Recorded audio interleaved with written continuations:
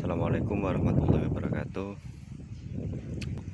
Ini sekarang saya lagi ada di kebun ya, lagi di sawah, lagi nyiram tanaman. Kita masih manual ya, belum bisa mengerjakan untuk tampungan airnya, belum bisa.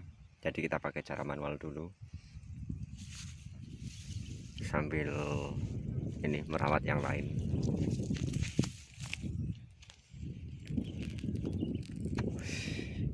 Kemarin dari teman-teman ada yang minta bagaimana proses awal cara mulai tanam. Nah, ini saya akan kasih tahu proses awal tanam. Untuk lahan, kita pakai lahan seadanya ya, kita pakai media seadanya juga. Nanti dalam satu lubang itu kita gali, kita bikin lubang. Per lubang itu kita gali kurang lebih sekitar 70 cm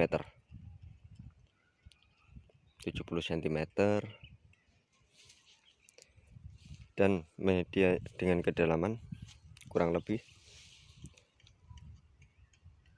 40-50 cm. Jadi nggak begitu dalam ya, tapi kalau bisa menggali dalam malah lebih bagus. Dan ini untuk medianya kita campur dengan sekam busuk. Kita nggak pakai pupuk kandang ya, tapi kalau teman-teman ada yang pengen menggunakan pupuk kandang silahkan, tapi difermentasi dulu ya, didiamkan dulu, nanti beberapa minggu atau beberapa bulan kemudian baru ditanami ya, biar udah overdosis. Kalau saya pakai sekam busuk aja, jadi bisa langsung untuk ditanamin ya, paling seminggu udah bisa ditanamin.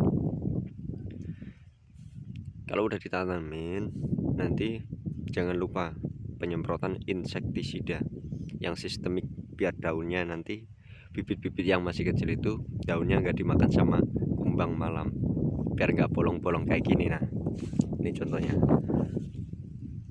ini bekas dimakan sama kumbang malam di malam hari. Kalau pagi hari mereka tidur, tapi kalau malam hari mereka makan. Jadi untuk insektisida itu interval ya, minimal 4 hari sekali. Oh, itu maksimalnya 4 hari sekali. Untuk minimalnya 5 atau 6 hari sekali.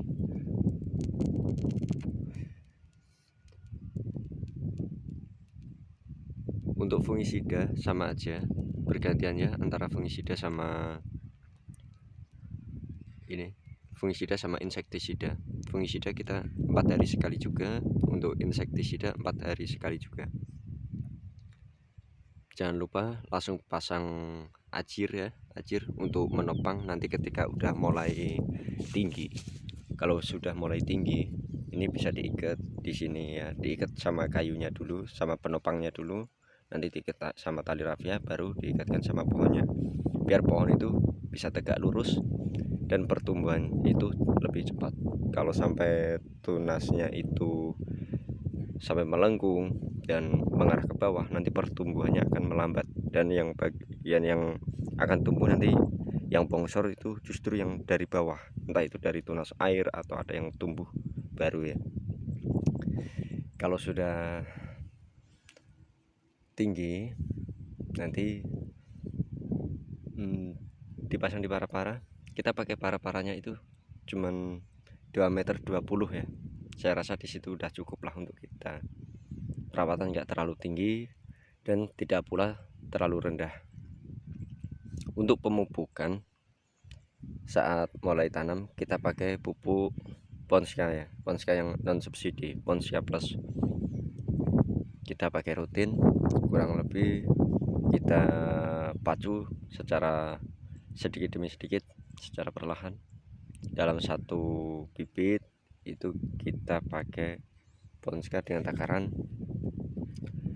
kurang lebih 1 sendok dulu ya, 1 sendok dulu.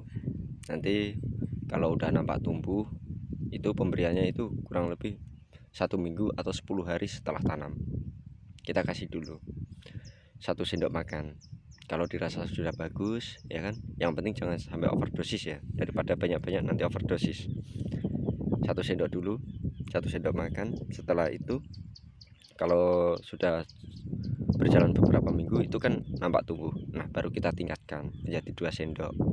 Minggu depannya lagi kalau sudah nampak lebih bagus, kita tambahkan lagi dosisnya, dan seterusnya seperti itu. Kita kasih secara perlahan ya. Ibaratnya itu kita merawat anak kecil, makannya itu sedikit demi sedikit. Untuk airnya itu jangan sampai putus ya, harus tetap lembab. Media itu harus tetap lembab, nggak boleh kering. Entah itu kita siram 3 hari sekali atau 2 hari sekali, tergantung ininya, lahan kita, tingkat keringnya itu secepat apa kan. Kalau di sini kita itu keringnya cepat ini, karena kita ada di area persawahan dan tanahnya lebih cenderung cepat mengeras, cepat mengering, karena nggak ada tanaman lain. Kita jauh dari pemukiman, kurang lebih itu 300 meter ya.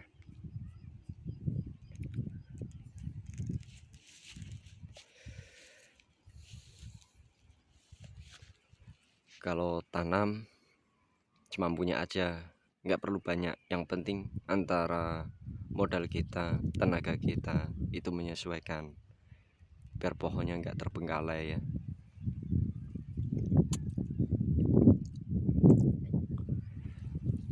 Oke, tadi sampai di pemupukan ya. Pemupukan itu jangan terfokus sama kimia, kita harus seimbang antara pupuk kandang atau kompos. Itu kita seimbangkan biar tanaman kita itu bagus kan. Tanah kita itu bisa ini, banyak bakteri-bakteri yang dibutuhkan untuk tanaman. Unsur mikronya dapat, unsur makronya dapat ya. Pupuk kalau untuk pertumbuhan itu cenderung dia dominan ini, kebutuhannya itu adalah nitrogen. Jadi kalau kita pakai pupuk kandang itu nitrogennya lumayan tinggi ya kawan-kawan ya. Alangkah baiknya kalau kita itu fokus di pupuk kandang dulu. Kalau untuk penyemprotan kita memang masih pakai kimia, tapi kalau kawan-kawan punya ide yang lebih bagus ya, pakai yang organik, itu malah lebih bagus lagi. Yang penting perawatan harus selalu dijaga. Tanah jangan sampai kekeringan, biar pertumbuhannya itu semakin bagus. Penyiraman dari awal tanam kita itu cuman kita awali 2 gayung. Setiap 2 atau 3 hari sekali kita siram. Kalau udah nampak pertumbuhannya kita tambah lagi, seperti hanya dosis obat-obatan tadi ya, pupuk-pupuk tadi. Itu dosisnya itu kita konsentrasikan. Kalau sudah nampak ada perkembangan, baru kita tambah dosis pupuknya maupun penyiramannya, juga butuh lebih banyak air kan gitu.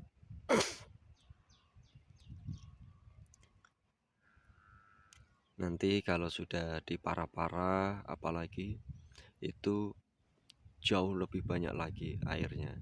Kita harus persiapkan, kita harus pertimbangkan sebelum membuat kebun. Itu kita pertimbangkan kemampuan kita seberapa, modal kita seberapa ya, karena pohon anggur itu modalnya lumayan gede.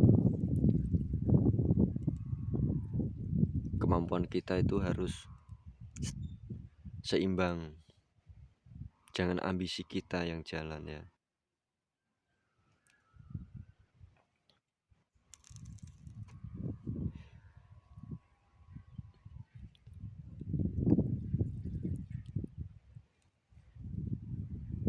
Ini tanaman kita ini sebenarnya nggak banyak, cuma 140 pohon, karena kita mengukur dari tenaga kita.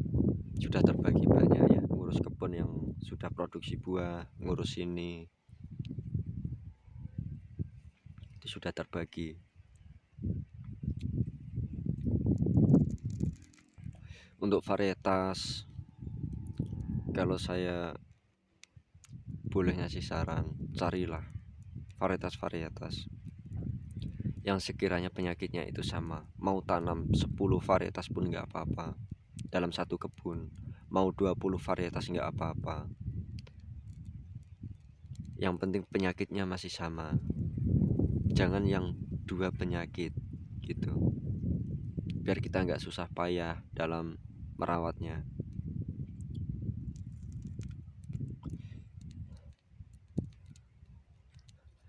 Dan kalau ketika musim penghujan, jangan lupa ya, pH-nya dikontrol.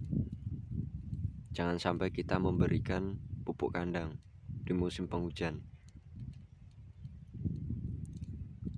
karena nitrogennya tinggi. Air hujan juga ada kandungan nitrogennya tinggi juga. Nanti overdosis, kalau sudah overdosis tanah menjadi asam dan pohon cenderung lemah gitu, fisiknya itu lemah, jadi lebih rentan kena penyakit gitu ya. Nggak usah pakai pupuk NPK, biarkan aja, yang penting kita rawat aja untuk ininya apa tuh, kesehatannya kita jaga, jangan sampai terkena penyakit jamur. Interval 3 hari sekali atau 4 hari sekali ya. Oke, gitu aja dulu. Semoga apa yang saya sampaikan ada manfaatnya dan ada keberkahannya ya. Assalamualaikum warahmatullahi wabarakatuh.